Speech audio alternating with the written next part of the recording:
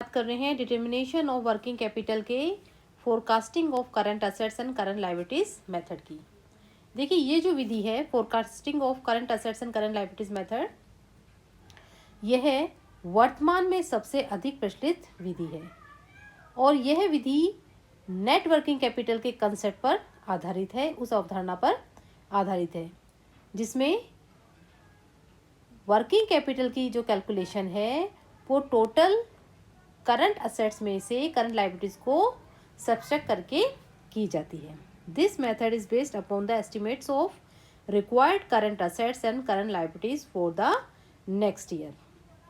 Total of estimated current liabilities are subtracted out of total estimated current assets and the remaining balance is the working capital required for the year.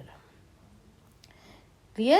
इसमें working capital की गणना total current assets में से total current liabilities को subtract करके की जाती है। इससे भविष्य की जिस अवधि के लिए वर्किंग कैपिटल की राशि का अनुमान लगाया जाता है उस भावी अवधि की समझ जितनी भी जो हैं करंट लायबिलिटीज जैसे cash, bank balance, raw material, working progress और जैसे फिनिश गुड्स का जो स्टॉक है, फिर डेटर्स, प्रीपेड एक्सपेंसेस आदि के योग में से टोटल करंट लायबिलिटीज कौन कौन से इसमें आ जाएंगे, क्रेडिटर्स, बकाया खर्चे, बैंक ओडी के योग को घटाकर उसमें जो कंटिजेंसी है उसके लिए निश्चित राशि को जोड़कर वर्किंग कैपिटल की गणना की जाती है। और जो टंडन समिति है उसने भी वर्किंग कैपिटल के अनुमान की इसी रीति को उपयुक्त माना है। क्लियर? चलिए अब देखते हैं कि इस मेथड के अकॉर्डिंग कैसे कैलकुलेट करते हैं। देखिए हमारे सामने ये स्टेटमेंट दिया हुआ है, working capital can be calculated by forecasting method as follows. एक सबसे पहले जो दिया है फॉर अ ट्रेडिंग कंसर्न किस तरह से बना जाता है, statement of working capital requirement, उसमें आइटम्स अमाउंट लिखे हुए हैं। देखिए सबसे पहले करंट असेट जो हमने बताया, कैश, डेटर्स और receivables for the month sale जो भी दी हुई है, स्टॉक, एडवांस पेमेंट और अदर्स, ये सब क्या आ जाएगा, टोटल करंट असेट्स। फिर लेंगे बी पॉइंट पे करंट लायबिलिटीज, इसमें creditors, leg in payment of expenses, उसमें आउटस्टैंडिंग एक्सपेंसेस इफ एनी, और इसमें आ जाएगा total current liabilities. Working capital कर लेंगे ए माइनस बी, कैसे, current assets minus current liabilities. Clear? और अगर कोई प्रोविजन दिया हुआ है कंटीजेंसी के लिए तो उसको ऐड कर दिया जाएगा। इस तरह से नेट वर्किंग कैपिटल की कैलकुलेशन कर ली जाती है। और साथ में ये भी ध्यान रखना है कि while estimated working capital profit should not be considered because profit में बी और may not be used for working capital. Stock and debtor should be taken at cost. Clear? अब हम देख लेते हैं फॉर अ मैन्युफैक्चरिंग कंसर्न, ये manufacturing concern के लिए है। उसमें सबसे पहले लेंगे जो स्टेटमेंट दिया हुआ है करंट असेट्स। क्लियर? यह आ जाएगा स्टॉक ऑफ रॉ मटेरियल, फिर उसके बाद वर्किंग प्रोसेस है, उसमें raw material, direct labour, overhead ये आ जाएंगे, फिर स्टॉक ऑफ फिनिश गुड्स, फिर उसमें रॉ मटेरियल, लेबर, ओवरहेड, फिर sundry debtors, receivers for the month sale ये आ जाएगा फोर्थ पॉइंट पे, फिर इसमें भी रॉ मटेरियल, लेबर, ओवरहेड, उसके बाद पेमेंट इन एडवांस अगर कोई किया हुआ है तो वो यहाँ आ जाएगा, balance of cash required to meet day to day expenses वो लिख देंगे, और एनी अदर अगर कोई और दिया हुआ है तो उसको लिख देंगे। तो उसके बाद ये आ जाएगा हमारा ए पॉइंट टोटल करंट असेट्स। फिर बी पॉइंट में हम ले लेंगे current liabilities, creditors for months purchase raw material उसका अमाउंट आ जाएगा, फिर leg in payment of expenses, out expenses कोई दिया हुआ है वो आ जाएगा, और अदर अगर और कोई लायबिलिटीज दी है उसको यहाँ आ जाएगी करंट लायबिलिटीज। इसके बाद ये टोटल भी आ जाएगा total current liabilities.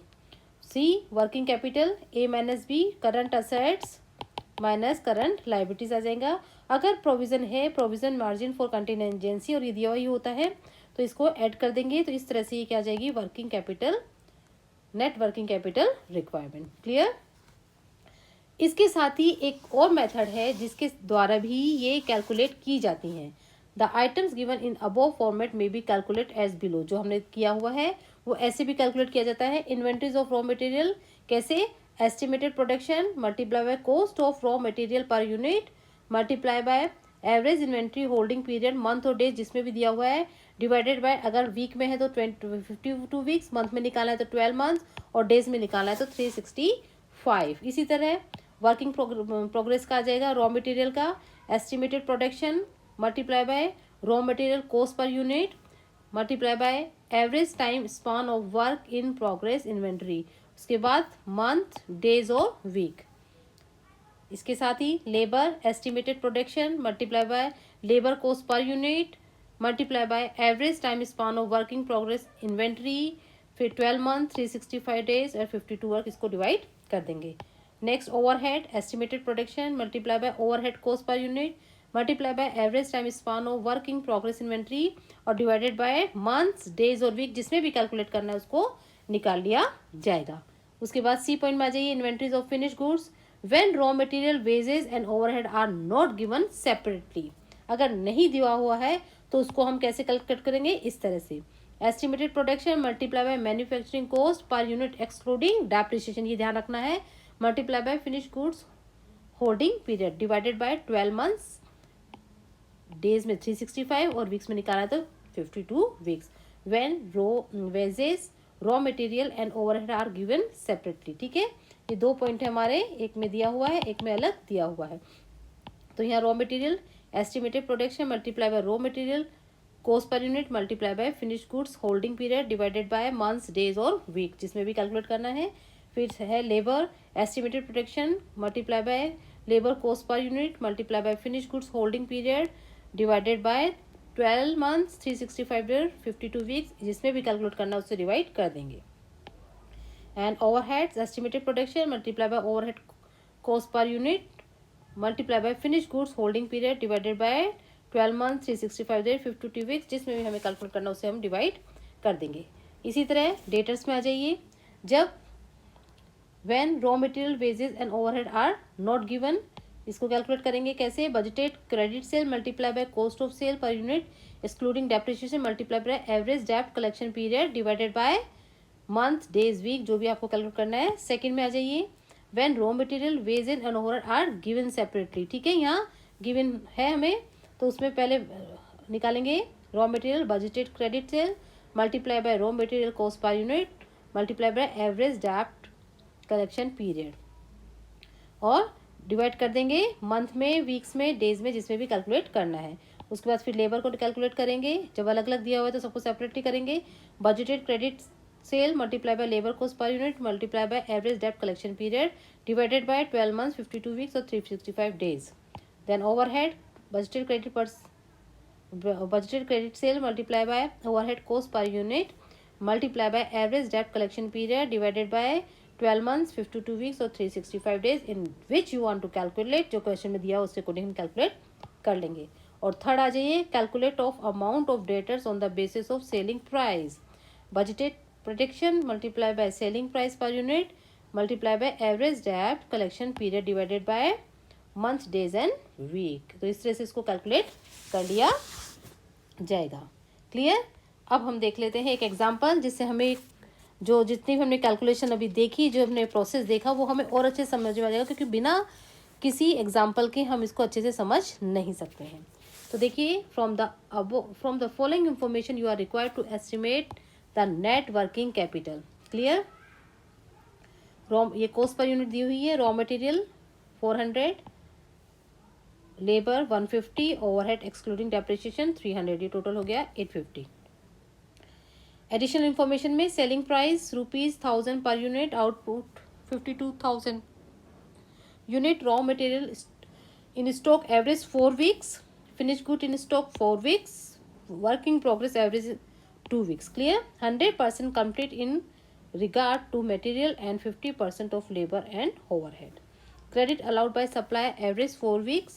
Credit allowed to debtors average 8 weeks. Cash at bank is expected to be 50,000. Assume that production is sustained at an even pace during the 52 weeks. देखिए weeks में निकालना है हमें, ये क्वेश्चन में दिया होता है। All sales are not credit basis. तो चलिए कैलकुलेट कर लेते हैं हम। Clear.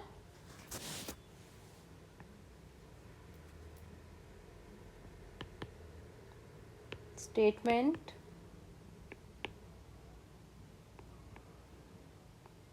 showing working capital requirements.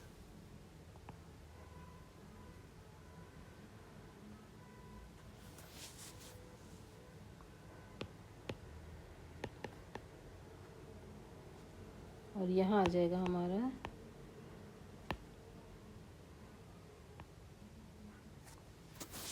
Clear. चलिए सबसे पहले हम क्या ले लेंगे, current assets.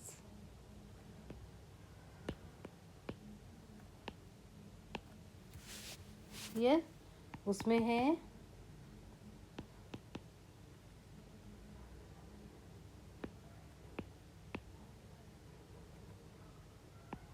Stock of raw materials कितना दिया हुआ है, 4 वीक्स। क्लियर, कैसे निकालेंगे, रॉ मटेरियल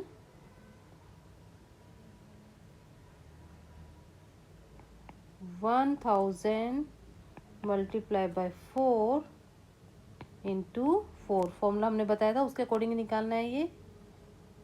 क्लियर, ये आ जाएगा 16 लाख। चलिए सेकंड हम कैलकुलेट करेंगे, वर्क इन प्रोग्रेस कितने का दिया हुआ है, 2 वीक्स। क्लियर, अब इसमें कैलकुलेट करेंगे हम सबसे पहले raw material 1000 multiply by 4, 2 week का दिया हुआ है, तो ये कर लेंगे 8 लाख।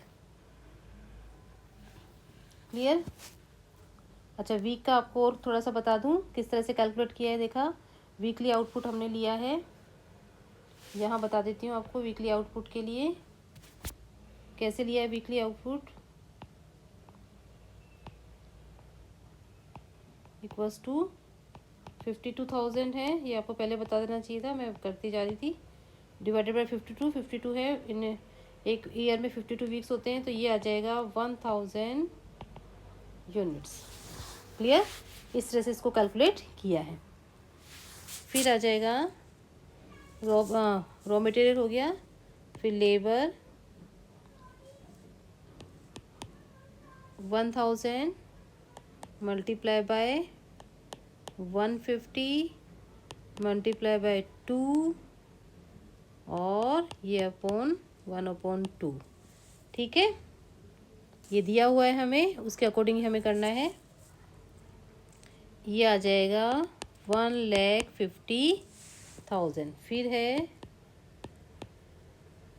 ओवरहेड्स 1000 मल्टीप्लाई बाय 300 है, 2/1/2। क्लियर, ये आ जाएगा 3 लाख। ओके, चलिए अब थर्ड पॉइंट अपना आ जाएगा फिनिश्ड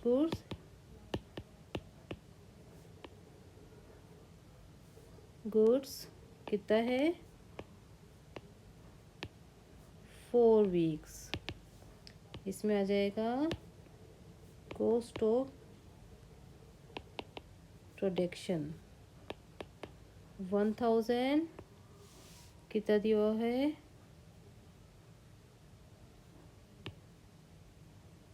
850 इंटू 4। क्लियर, टोटल दिया हुआ है ना 850, रॉ मटेरियल, लेबर और ओवरहेड्स का, तो कॉस्ट ऑफ प्रोडक्शन कितनी आ जाएगी, 150 क्वेश्चन में दिया हुआ है, तो ये आ जाएगा कितना, 34 लाख। क्लियर, इसके बाद फोर्थ पॉइंट पे आएगा, यहाँ कैलकुलेट कर लेते हैं। 4th पॉइंट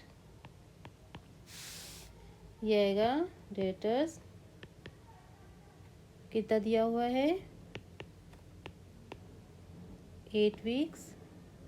कैसे कैलकुलेट करेंगे cost of sold 1000 multiply bye 850 multiply by 8 ये आ जाएगा 68 लाख। और 5th में हमें दिया हुआ है ये कैश में ये आ जाएगा कितना दिया हुआ है कैश 50,000। तो इस तरह से हम निकाल लेंगे टोटल करंट एसेट्स आ जाएंगी ये आ गई हमारी 1,31 लाख। क्लियर। अब आ जाइए बी पॉइंट पे ये है करंट लायबिलिटीज। क्लियर। इसमें दिया हुआ है क्रेडिटर्स कितने वीक्स के लिए हैं 4 वीक्स। कैसे करेंगे कैलकुलेट 1000 मल्टीप्लाई बाय 400 बाय 4 ये आ जाएंगी 16 लाख। क्लियर। चलिए टोटल कर लेते हैं इसका। टोटल भी 16 लाख। फिर हम करेंगे net working capital A minus B. Clear. कितना आ गया है 1,15 लाख।